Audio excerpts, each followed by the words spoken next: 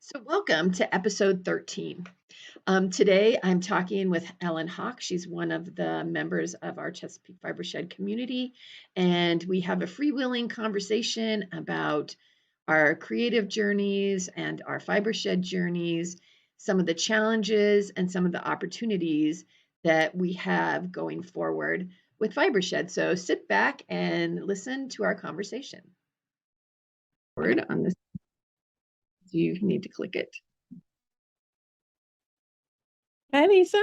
Hi, Ellen. How are you today? Pretty well, thanks. Thanks for inviting me. Sure. It was an awesome morning this morning. It was like 51 at our house. I don't know if it was cool as where you were. You're Not close. quite as cool, but I love cool weather. I'm 100% in favor of cooling down around here. Exactly, especially when it comes to like sweater weather or Right. knitting stuff, right? Right, exactly. Exactly.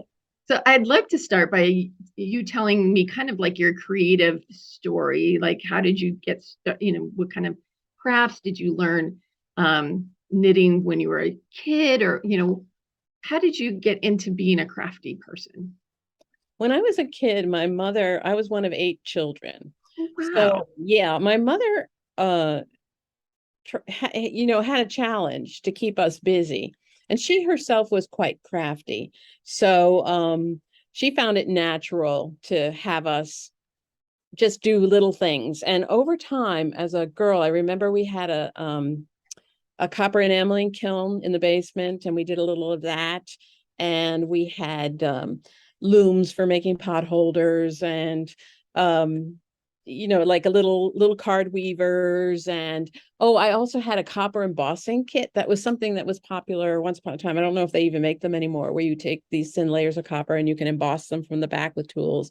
And then there Oh, was a little antiquing solution you could put on top of them. So we had bead looms too, and just a variety of things.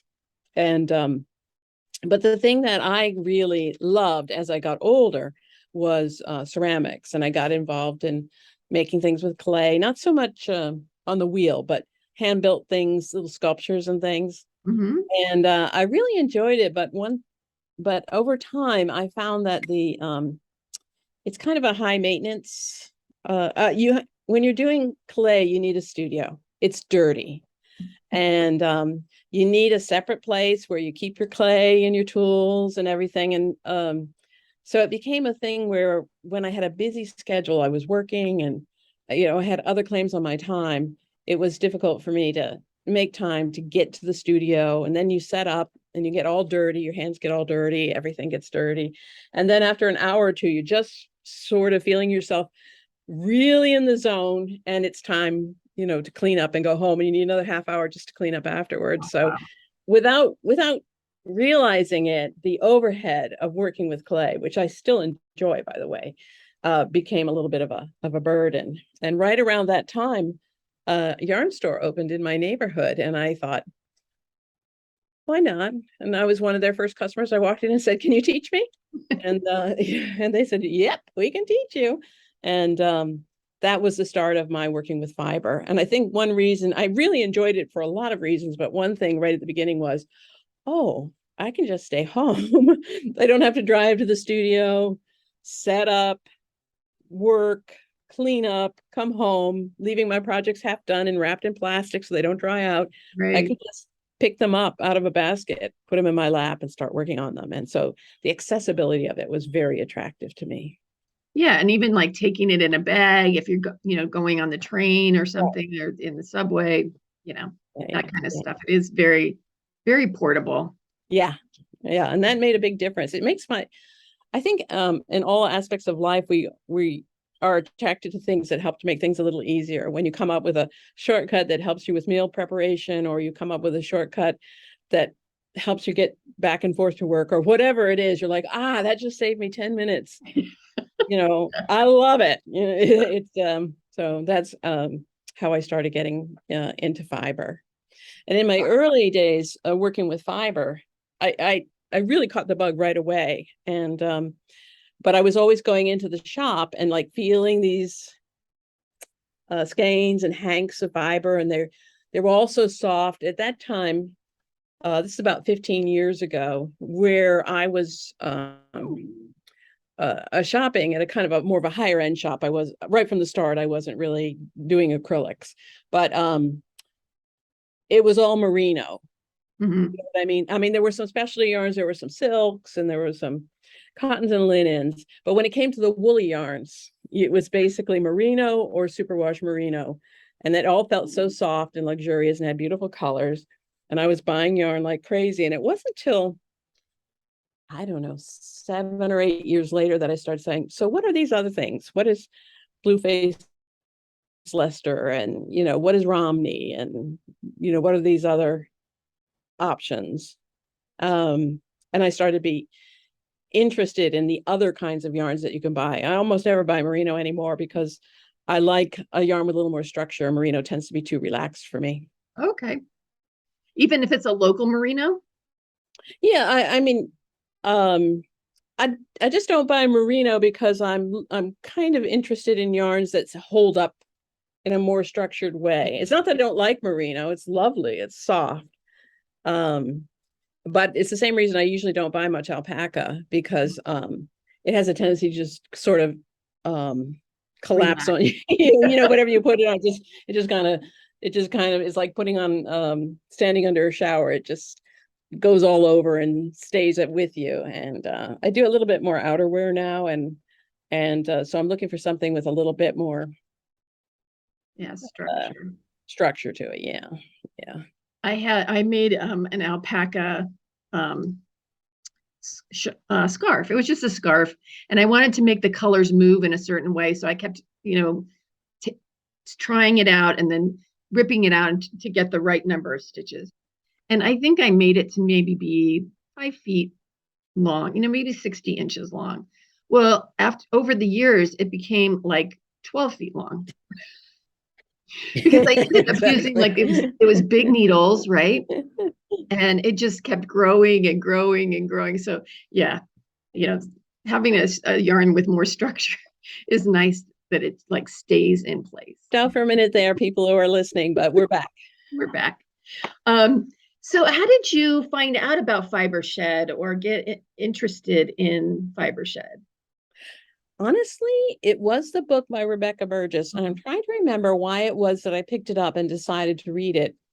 I don't think it was recommended to me by somebody else, but somehow it came to my attention, and I thought, well, that's an interesting subject to me, very interesting. So I picked it up, and I actually have the audio version of the book, and I listened to it, and I just thought, oh, there's so much in that book. She went There into is. so much, and I started to just relate to everything that she was saying really strongly, and particularly the amount our current textile production, worldwide, just pollutes and pollutes and pollutes and damages the environment, and is, really deadly to some of the workers um, who are employed at very low wages and very dangerous conditions. And I just thought we can do better than that. And so I was really taken by the book, and I immediately started looking around for a Fiber Shed group, perhaps to join. I was even thinking as I read it, I thought, well, maybe I should start one. And then I looked and I saw there was one just starting. Oh, good. Okay. Yeah, yeah. Yeah. So, one thing that I do now part time is I help take care of an elderly person. And in picking up her mail the other day, she had a huge stack of envelopes, which were all requests for money. And most of them were for perfectly viable and valuable groups, the Special Olympics, and just a lot of groups that really kind of deserve our money. And I was looking at all these envelopes and thinking,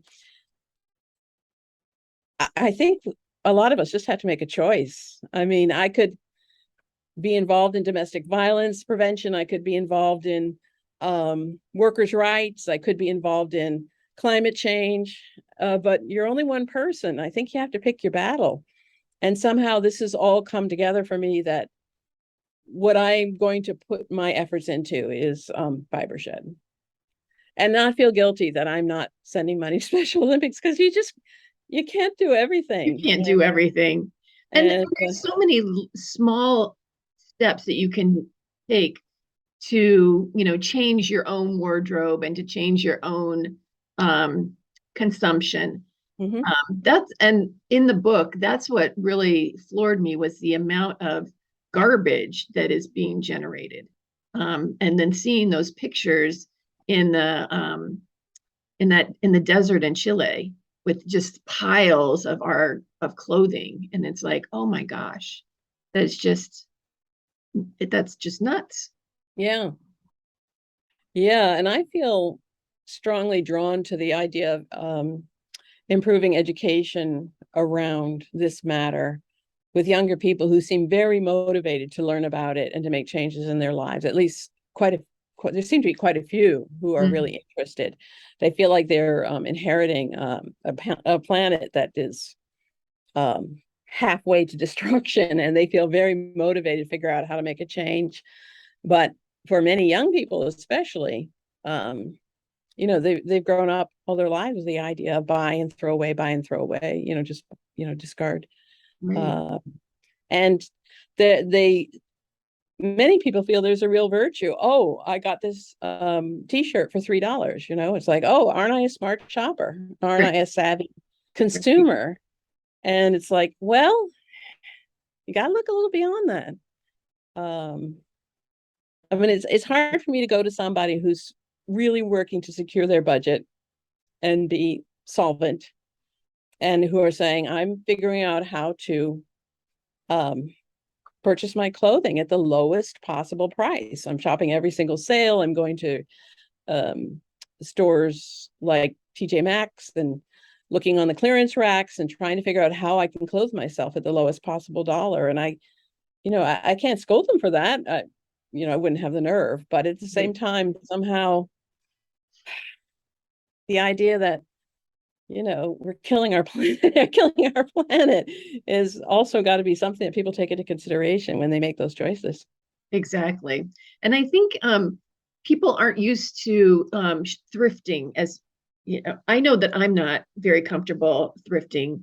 I feel like, it's kind of hit or miss. Am I going to find what I really want? Do I have time? When I was working, do I have time to go there, go repeatedly?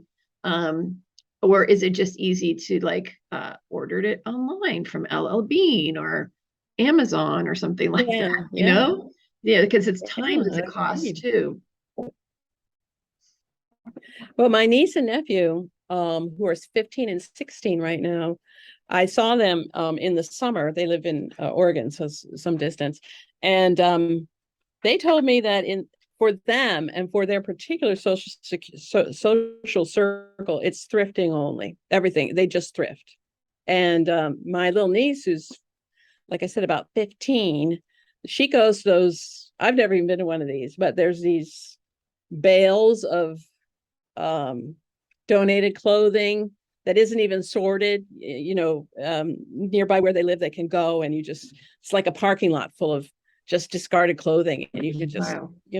go through it. And she loves those. And she's, so that's really encouraging to It me. is I've never. encouraging. Do they Yeah, live near Portland? Because the Portland is kind of has that kind of mentality. yeah, yeah, Yeah. yeah, yeah. Yeah. We used to live in Portland. So yeah, it's like, yeah, I can see that happening.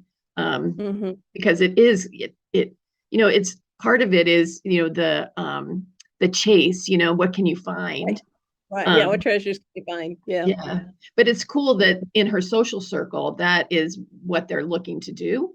Because again, Right. I think that peer pressure, to have the best clothes and to have, the certain bag or the certain shoes or something like that, it, promotes, too much consumerism, I think. I agree. And beyond the consumerism is the way that fashion turns over so quickly. And so it's like, even if you did get that right bag or the right shoes or whatever, you're not going to wear them for very long for Right. many people. Right. So that's the other side of it. I think for a lot of younger people, if you went into a classroom or something and said, in 1855, you put your clothing into your will because you wore your frock coat, uh, changing the cuffs and the collar and occasionally changing the buttons to, create a new look over the years. And now when you die, it goes on to someone else who wears it. So the idea of clothing being a durable item on that level is, is foreign to us, I think. Yeah, I mean, even to me, even though I'm knitting sweaters now, I certainly hope will still be worn after I die by somebody, but you don't when know. you look at the level of industry that went into that frock coat, because you had to maybe you had those sheep, or the guy down the road had the sheep, and then there needed to be, I think it was 6 or 7 spinners for each weaver. So in your family, like all the kids and would be spinning, and then one person, usually I think the man, would be weaving. And yeah, it cost a lot of money, time and effort to get that one piece. And so you took care of it very well. Yeah. It's kind of like, I think also, even in my lifetime, food prices comparatively used to be higher. I know we're dealing with inflation now and people are worried about how to pay for their food, but it used to be that my mother would buy, some meat, potatoes, vegetables, or whatever, and make a meal for the whole family. And that was it. I mean, this is my family, other families are different, but she wasn't buying sugared soft drinks or cookies in a box or snack treats or anything that you could kind of carry along. If we went out and was going to play baseball with our friends, she wasn't going to show up with goodies and snacks to sustain us, because we ate at noon for lunch and by 3:00 we definitely had to be fed again. That wasn't how it was. Food was more expensive comparatively, and my mother had a large family to feed, of course. But the idea is you bought the food, you didn't buy a lot of other stuff that really wasn't very nutritious and would be thrown away right away. And or if you did, it was like a really special occasion, like every once in a while kind of thing, that my mom would buy, the little packages of chips, right? It was like, ooh, we get chips this week. And not go out to dinner very much, maybe once a month or something. And it wasn't a fancy place. Like maybe we went to McDonald's. That was a great thing. Yeah, exactly. Times are different. It's an analogy there. And so I certainly feel sympathy. And, I feel the same thing. As food prices go up, it's costing us more. But I do remember when food was a larger part of a person's budget. So certainly my mother bought what she could serve us that was nutritious and filling. And that was it. Once we were fed, we weren't expected to sort of munch and snack and, all day long. There was no budget for that. Right. So that's another thing that's kind of changed. Yeah. So, I know that in our FiberShed group, we've talked a lot about some of the challenges with regional textiles. And I know that you're interested in looking at the linen supply chain. Okay, we used to grow linen here, very close in. And cotton. Yeah, and cotton was grown in Maryland too, though. Of course, cotton has a more troubled history. Yeah. But yeah, we grew cotton and linen, and I think at one point probably hemp. I don't really know for sure, but I think hemp was fairly widely grown around the Civil War period. I'm not a great historian, but yeah, I don't know. I don't know that much about hemp at all. Yeah. And I think I am kind of curious. I don't know this. And this is something I can obviously learn with a little research, but I'm not sure what the Native Americans made their clothes out of, who were native to this part of the country. Maybe bast fibers from nettles, or kind of curious. I don't know. Yeah. Well, for sure, animal skins, but what would you do in the summertime? Right. That's the problem with our area, is that, we're really good at growing wool and animal fleeces, but we're not very good at growing the plant fibers. I shouldn't say that. It's not that we're not good at planting them or growing them. It's that we also don't have the infrastructure for it. Right.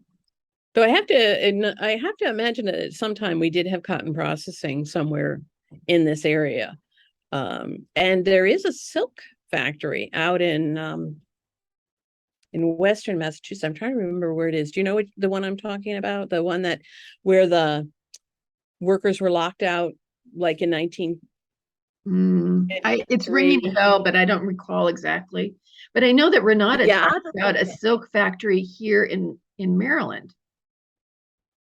I want to say Bowie somewhere, but I'm not exactly sure where it was. I feel like we in our Fibershed group, we have a really good group of people who are very close to the agricultural aspect of growing fibers, both animal and increasingly plant fibers in our area. And I think that's growing, and I think that's great. I feel like one place I might be able to make a difference ultimately is by working on the processing and manufacture side of it, which as long as we're just doing it on a small scale, it's going to still be kind of like a craft or hobby or Right. For the people who do it. And I think in order to scale up, we have to figure out how you can harvest and process these plants. And then I think we can persuade more farmers to grow them. But Right. yeah, they can't because there's no place to take their crop. So There's no profitability in it at this point. no, all you get is pretty blue flowers from your flax. It's a very beautiful field for about a week while it's flowering. So that's your sole reward. Unless you know how to spin it and all that, which is again, you have, having to read it and then, put it through all the different things that need to be done. It is a big process, and it's a worthy thing because we do need it in our area. We need to have something to wear in the summertime. Yeah, we've got to figure out how to bring this industry back without bringing back all its downsides.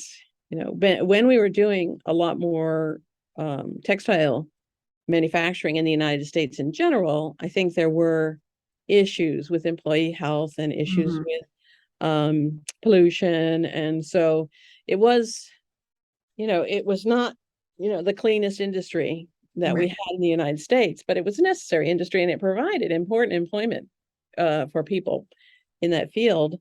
And so if we're gonna pull it back from where it's being done now, like in Bangladesh and Vietnam, China, and other places, we had to figure out how to bring it back,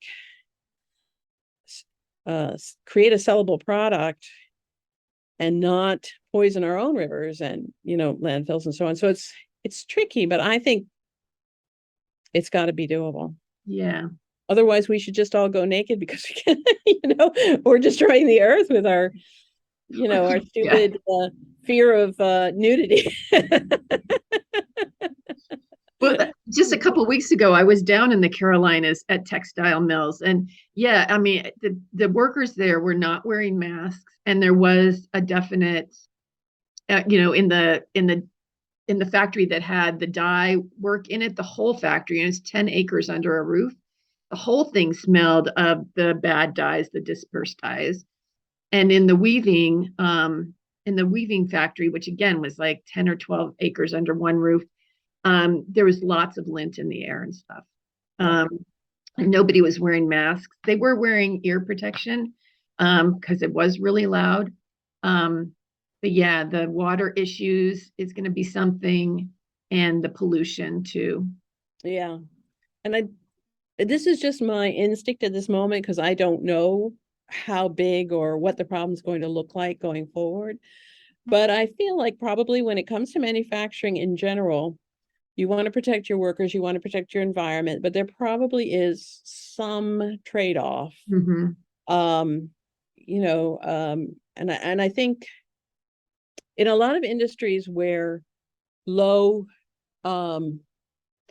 income or maybe people with a relatively low education wind up working blue collar work, whether you're working in a coal mine or a textile factory, or you're building cars or whatever. There's a certain amount of danger to the employee, and you certainly want to minimize that. But I'm just rambling here, but it feels like we have to always also remember that jobs are important and people need jobs, and Right. we have to compromise between being really resolute in sticking to our environmental guns, but at the same time saying, hey, this is a lot better than having it done in Bangladesh, where a faulty factory building can collapse and kill 1,000 workers, Right. at once. And it is providing jobs for the people in the United States who need them. So that's sort of a tangent, but I thought, It would be interesting to see the it, where's the big linen place in Europe? Is that Belgium? it's Belgium, I think. Yeah. Because Europe has such strict rules about everything. It would Hmm. be interesting to see how how that textile mill is run. Right. Um, we should have a field trip. We should. That would be fun. That's a great idea. So, And how much of your wardrobe do you have that's local right now, do you think? um let's see, I buy a fair amount of thrifted clothes. And so they're local in the sense that I go to the thrift shop, but I don't know exactly where they come from. Mhm. And a lot of my warm weather clothes, my sweaters, blah blah blah, my hats and mittens, those are all from my own makes. And now, not so much when I first started knitting, where I didn't really care. I wasn't really thinking about where the yarn is coming from, and if it's been processed to be superwash or it's not been processed to be superwashed, and so on. So I was getting yarn from all over, I'm sure. But now I'm much more interested, and I do spend my money on locally produced yarns for my knitting. And Mhm. then, like this shirt I'm wearing here, I bought at a regular store. But I don't have a lot of clothes. That's one thing that's changed about my life. When I used to work in corporate America, I had a lot of clothes. A lot of things are different for me now. I downsized my life a lot. I cut my own hair. I make some of my own clothes, and I just basically try to live a much more simpler life. And I'm happier for it, though it has its stresses as well. But Exactly. but Exactly. one result of that is I just don't have that many clothes. And in fact, every once in a while, somebody will say, "Oh, do you want to go to such and such a relatively dressy occasion?" And I'm like, "Oh yeah, because I love opera and theater. There's a lot of things that I Yeah. enjoy, and you have to dress up to go to them." And then I look at my clothes and think, I just don't have those clothes anymore. So I guess I got to find one of those shops where you can rent something for the night. I Well, have to that's a good solution too, because again, you're getting a lot that piece of clothing is getting a lot of wear, and it's not just, because if you bought something dressing like that, maybe you would wear it maybe once or twice a year, maybe. Yeah, that's all. That would be it. Yeah, definitely. So Definitely. it's a better way to get more use out of that clothing. I hadn't thought about that. That's a really good idea. It's very relatively easy to do in some cities like New York. A friend of mine rents a lot of her wardrobe out of New York. It has its own issues because I think every time she returns it, it gets dry cleaned, which is, but it has its own issues. But it does mean that the clothes get worn. You Yeah. know, they really do get worn, which is great. That part of it's just great. I'm not sure if there's too many of those types of businesses in DC. I've never looked it up. Well, and I know that there are national brands that are like that. Would it like rent the runway or something like that, that you can do? They're more nationally based, but yeah, if you were doing something very dressy that would need to do that, going to a wedding or Right, something right. like that, it would be a really good choice. Yeah, I don't have anything in my standing wardrobe that's suitable for that now, but I am learning to sew, and I think that's the sort of thing that, maybe I'll do more so. I'll be able to supply that deficiency by a little bit more Exactly. own Yeah. sewing. Little by little. That's what in this podcast all season, I've been trying to give people ideas of, do a little bit at a time, because it is such a huge undertaking to just say, okay, I'm going to switch. I'm, not having anything fast fashion anymore. I'm going to switch it all out. And you can't do that overnight. Yeah. So it's good to do, one small step at a time. Yeah, and I think it's good to overcome that idea that you can't rewear the same clothes as much. I have a friend of mine who's very thrifty, but she belongs to a large family, and there always seems to be a wedding. All I don't have that. Um, I don't have that thing. I haven't been invited to a wedding in years, but every summer she's got 3 or 4 weddings, nieces, grandnieces, nephews, and so Wow, on. wow. And she really feels like she needs to wear something new to every one of them. Which is okay. She thrifts a lot, and she's I'm not saying she's wasteful about it, but just that idea. When I was a girl, my mother usually had 2 or 3 outfits for each of her children to wear to school. And they were hand-me-downs, and a mix, occasionally some new pieces. Right. It never occurred to me back then that you're not really supposed to wear the same thing over and over and over again. But when I got a little older, and when I was an adult, like in the 80s, there was this thing like, well, I can't wear that same suit, that same outfit to work 2 days in a row. Right. I'm not sure exactly where that came from, but I internalized it to some extent. It certainly seemed to be in the air around me. And Well, I so, think that is in the 80s, there was a big shift because more women were in the workforce, and there was more families had more money. And mhm, so the corporations were really hammering at, you need to wear things, new things, you need a new wardrobe all the time. And I right. think that in the 80s is kind of where that crux, there was a shift around in the 60s and then in the 80s. Yeah, and nowadays I wear the same thing all the time. I have a very small wardrobe. I'm not going out much. So, I have 3 pairs of shorts I've been wearing all summer long, and over and over and over and over again. And Right. probably by the end of the summer, I'll probably throw them out. They'll be worn out, but or I'll turn them into rags. Sorry, didn't mean to say that. They might, turn into rags, but yeah, I think that idea of like I have to have a lot of options, and I Hmm. have to turn it over a lot and mix it up a lot is something that I think to a certain extent is going away. People working from home, all they want to do is wear something new from the clavicle up or Right. whatever. Right.